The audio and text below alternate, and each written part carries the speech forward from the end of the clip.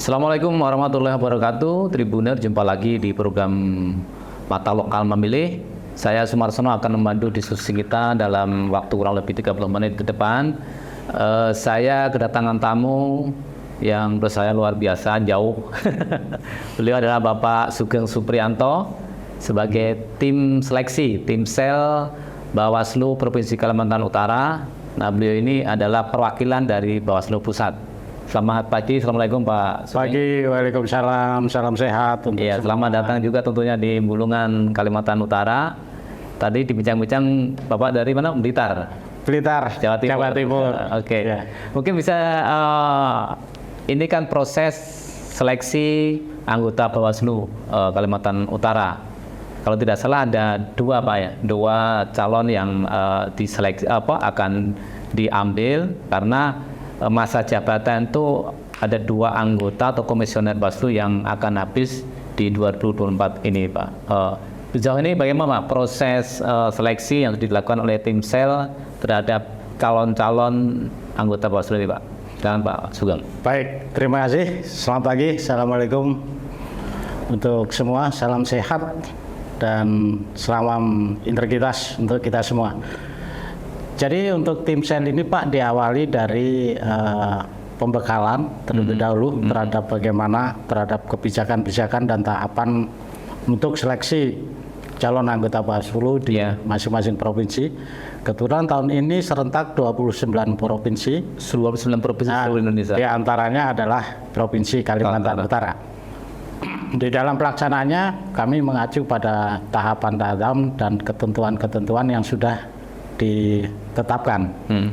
Di antaranya adalah harus melakukan sosialisasi melalui berbagai media dan melalui sosialisasi fisik langsung kepada masyarakat, dan itu sudah kami laksanakan di 4 kabupaten dan 1 kota di Kalimantan Utara ini secara baik media maupun secara fisik langsung, dan alhamdulillah hasilnya respon masyarakat cukup bagus.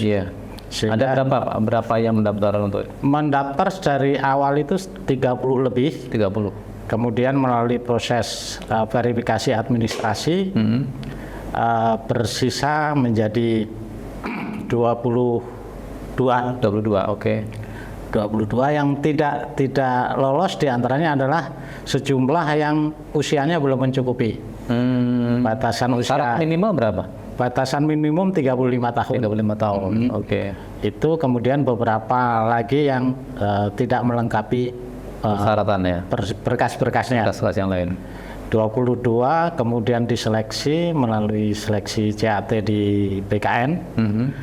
Dalam hal ini Bawaslu RI bermitra dengan BKN untuk pelaksanaan tes CAT-nya, lalu bekerja sama dengan Mabes Polri sebagai mitra untuk pelaksanaan screening psikotesnya. Psikotes. Dan hal ini secara serentak dilaksanakan oleh masing-masing Polda. Oke. Dan serentak seluruh Indonesia tadi. Oke. Dari 22 tadi. Kemudian mengikuti tes tahap CAT dan psikotes, sekarang sudah masukin berapa peserta yang lolos? Pada saat pelaksanaan tes CAT itu 2 peserta tidak hadir atau mengundurkan diri, sehingga praktis tinggal 20. Tinggal 20 yang mengikuti, dan kemarin hadir semua pada saat tes psikologi yang dilaksanakan oleh Polda Kalimantan Utara. Berarti ini masih menunggu Pak hasil dari seleksi CAT sama psikotes tadi ya? Iya, karena baik hasil CAT maupun psikotes secara sistem hasilnya langsung masuk ke Bawaslu RI. Oke. Nah, berarti nanti dari Bawaslu lah yang mengumumkan. Dari bukan dari yang mengumumkan, tetap tim sel provinsi masing-masing dari hasil pleno. Nah ini belum. Jadi yang hasil dari tes psikologi nanti ditentukan di Bawaslu RI. Namun dari tes CAT yang esai itu nanti dikembalikan ke tim sel untuk memberikan penilaian dengan pedoman-pedoman yang sudah ditetapkan. Kalau dari jadwal, kapan Pak itu diumumkan kepada publik hasil tes tadi itu? Tahapannya tes psikologi, jadi pengumuman tes psikologi itu tanggal 2 Juni. 2 Juni, oh Nah. masih cukup lama ya. Iya, 2 Itu termasuk yang CAT atau gimana? Beda-beda? Iya, jadi itu kemudian hasil tes seleksi berkas administrasi sudah berlalu, tes psikologi, dan ini tanggal 22 diumumkan secara keseluruhan. Pengumuman lulus tes dan tes psikologi itu 2 Juni. 2 Juni. Ya. Selanjutnya ada 13 hari, itu mulai 17 Mei sampai dengan 6 Juni 6 Juni. itu tanggapan masyarakat. Oke. Selama 13 hari. Oke Pak, mungkin juga publik, masyarakat juga pengen tahu Pak, Timsel ini kan terdiri dari akademisi atau mungkin dari tadi Bapak salah satu perwakilan dari Bawaslu Pusat. Emang dalam aturan mau seperti itu atau seperti apa? Aturan main sekarang kan dulu kalau salah Timsel itu cukup dari provinsi masing-masing. Nah sekarang sepertinya kan di-handle oleh Bawaslu Pusat, kemudian Bawaslu Pusat membuat Timsel untuk menyeleksi calon-calon anggota Bawaslu. Seperti itu kira-kira Pak? Iya. Jadi unsur-unsur dari Timsel ini meliputi dari unsur akademisi, ya, kemudian dari tokoh masyarakat. Nah, untuk Kalimantan Utara ini dari unsur akademisi itu ada 3 orang dari Universitas Borneo. Kemudian 2 orang dari unsur masyarakat, tokoh masyarakat. Itu yang diseleksi dari. Ya, itu satu dari Manado. Yang ditugaskan di Kaltara ini, satu dari Jawa Timur, saya sendiri yang ditugaskan ke Kaltara ini. Nah, penentuan akademisi apakah juga itu memprioritaskan perguruan tinggi lokal atau memang ke Bawaslu yang menentukan? Tidak harus perguruan tinggi lokal, Pak. Tapi kebetulan karena di Kaltara ini ada Universitas Negeri Borneo, hal ini dipercayakan pada Universitas Negeri setempat. Dan tidak harus Universitas Negeri sebetulnya. Itu tetap rekrutmen Pak. Termasuk Bapak kan juga rekrutmen Timsel itu kan? Iya. Untuk penelitian berkas-berkas dan sebagainya, polisi penuh di Bawaslu RI. Pak, mungkin tadi terkait mekanisme aturan main dalam seleksi Bawaslu ini kan cukup ketat juga, Pak. Mungkin bisa itu dikasih gambar juga kepada publik, kepada masyarakat. Awal syarat-syarat apa dulu, kemudian memasukin tahapan ini seperti apa, Pak? Ya, ini kan transparansi ke publik ya. Iya. Seperti apa, Pak? Jadi sebetulnya persyaratan standar itu yang terjangkau oleh masyarakat meliputi minimal pendidikannya adalah S1. Usia minimum 35 tahun. Hal ini diambil karena sudah dari prosesi riset psikologi. Jadi umur ini sudah mempunyai satu kestabilan dalam mengambil keputusan. Yang kemudian kedua, pemberkasan secara standar, jadi tentang dirinya, tentang kesehatan dan berkas-berkas lain. Tapi ini kan secara tertulis. Betul. Yang non tertulis tentu tidak terjangkau oleh kami. Makanya kalau dari sisi background, Pak, apakah harus background hukum atau boleh semua background jurusan bisa masuk atau mengikuti seleksi ini? Tidak harus dari hukum. Contoh saya sendiri dari eksak. Saya sendiri dari engineer kehutanan yang menjadi tim seleksi. Karena ada pedoman yang tentu bisa kita laksanakan secara bersama. Kalau dari tim dari calon sendiri, calon Bawaslu sendiri, ya itu umum ya? Iya, umum. Tidak dibatasi pada pendidikan hukum saja. Iya. Oke. Nah, Pak, sekarang kan sudah masuki tahap tadi tes CAT dan psikotes, ya kan? Setelah itu, setelah peserta yang dinyatakan lolos itu nanti tahap berikutnya apa itu?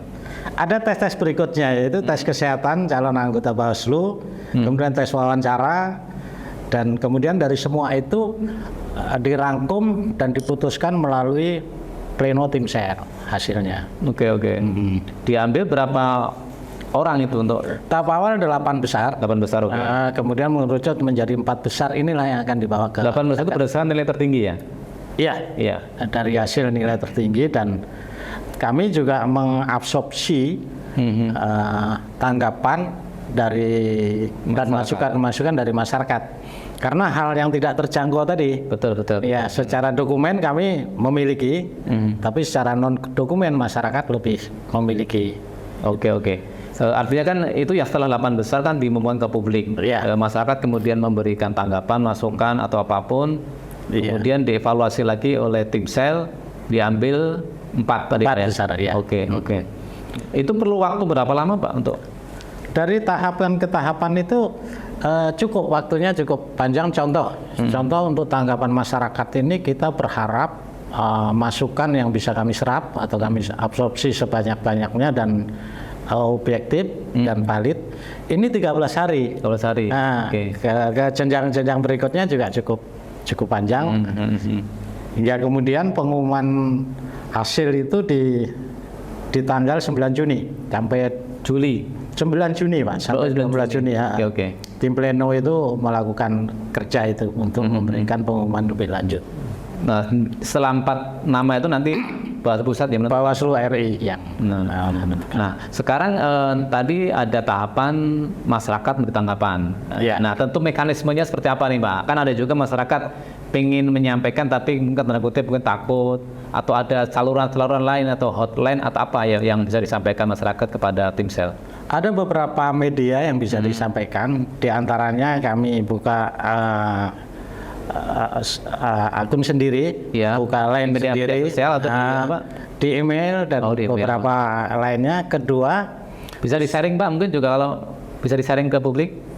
ya Apa email apa atau media sosial? sudah kami umumkan secara jelas di media tempat kami mengumumkan, dan masyarakat sudah tahu itu.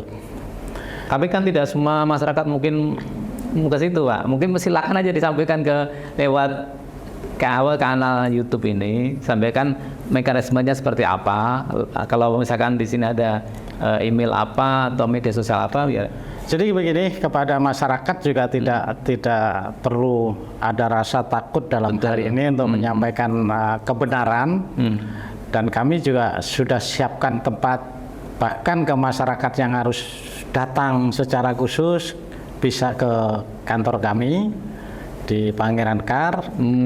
Kemudian juga bisa melalui jalur khusus kontak person, itu juga sudah baik WA dan sebagainya. Masyarakat tidak perlu ragu dalam hari ini, dan apa yang disampaikan akan kami analisis dan akan kami olah secara khusus sehingga keputusan berdasarkan tanggapan masyarakat ini betul-betul objektif. Oke. Dan itu kan masih nunggu nanti ya setelah 8 nama tadi Iya. kan muncul, baru nanti kan dipublish ke Betul. masyarakat. Jadi waktunya juga cukup panjang selama 13 hari. Betul. Dan mulai sekarang pun sudah mulai ada beberapa tanggapan masyarakat yang masuk. Oke.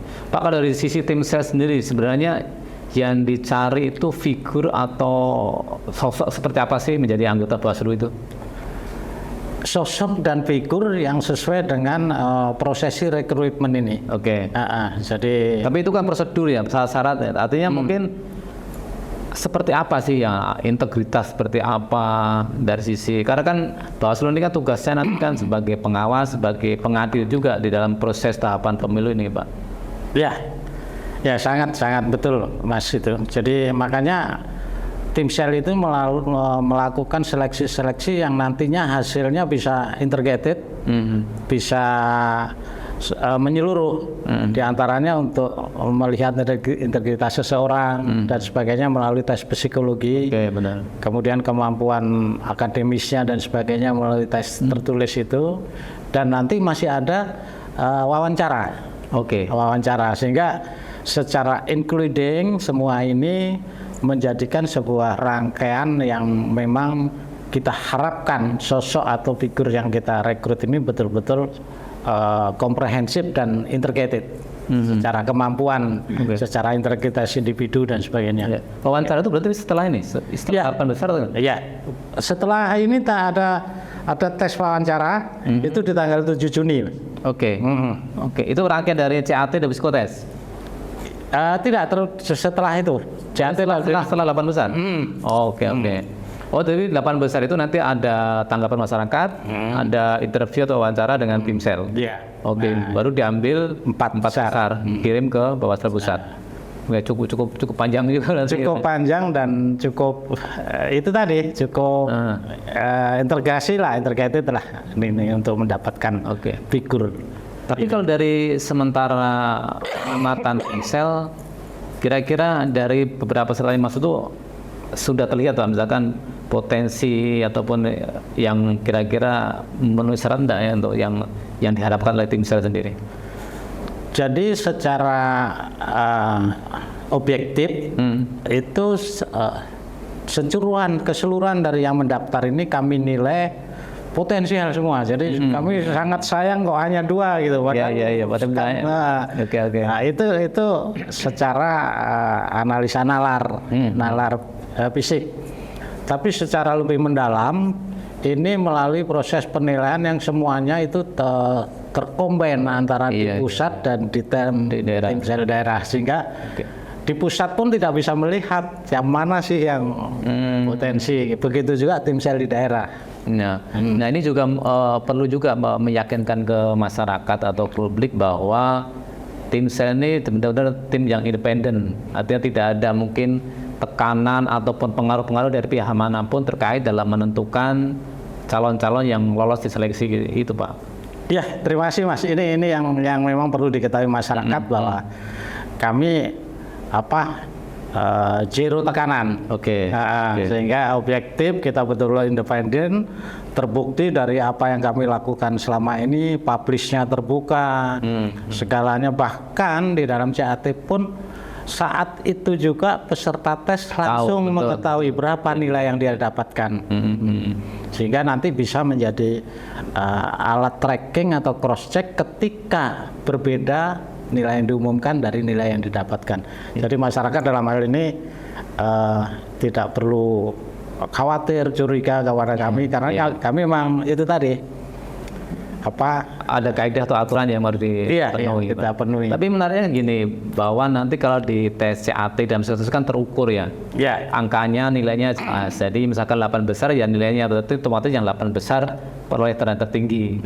Itu clear sudah selesai ya. Artinya tidak bisa protes. Tidak bisa karena kan biasanya mohon maaf, kadang kan asumsi saya kan nanti bargaining terjadi ketika di interview sama penentuan di level Bawaslu. Nah, bagaimana Pak untuk meyakinkan bahwa di situ tidak akan terjadi itu, Pak?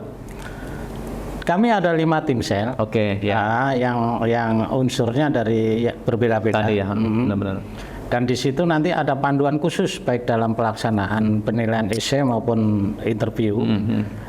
Kita menggunakan metode cross method. Jadi semua akan menilai semua. Jadi tidak walaupun dilakukan lobby khusus dan sebagainya oleh pihak siapapun, tetap nilai objektif ya. Karena nanti kan sistemnya kan dari 5 tim sel ini kan pleno ya. Hasil akhir lah yang nanti menentukan siapa yang berhak lolos itu, Pak.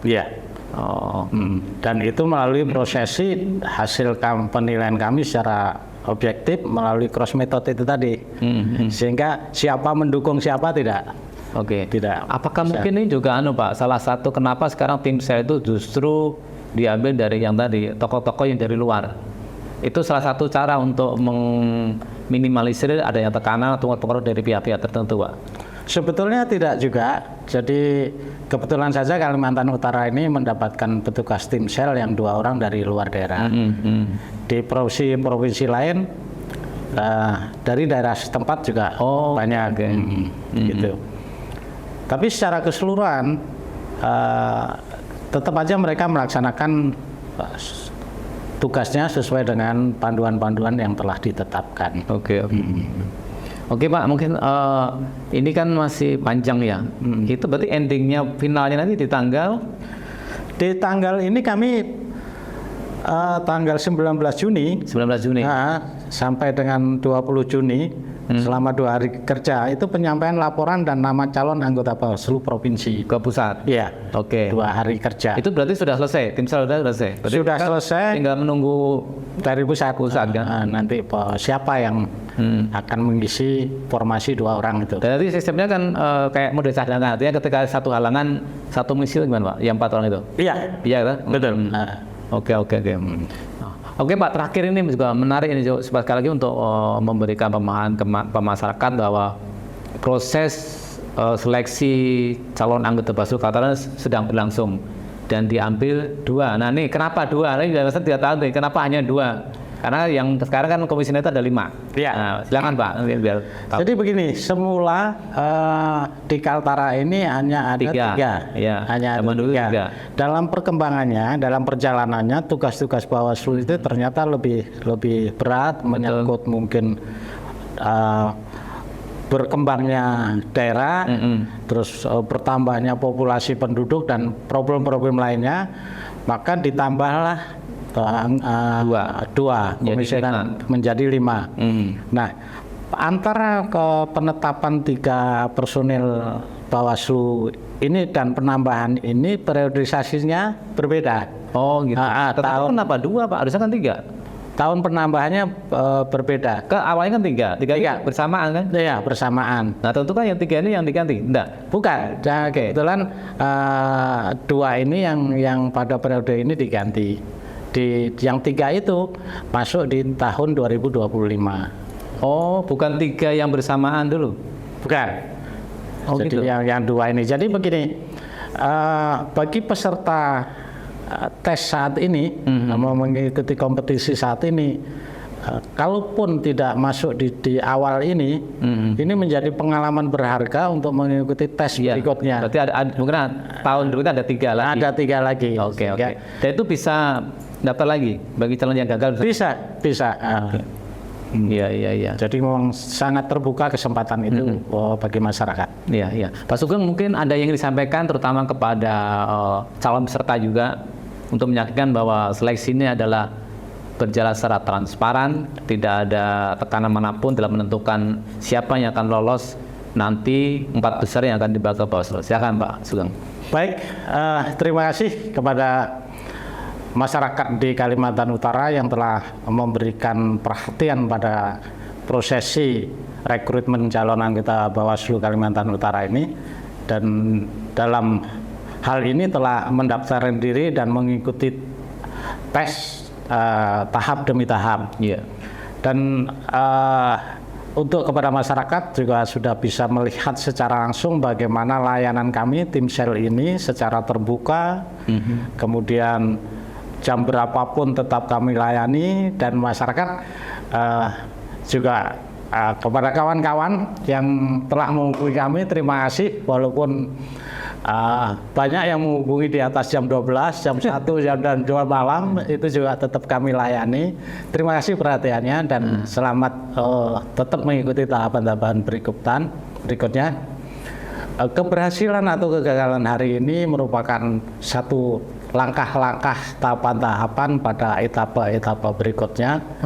Kita akan tetap mengisi sendi-sendi Republik ini dengan potensi-potensi yang ada. Selamat untuk mengikuti tahapan berikutnya. Terima kasih Pak Sugeng.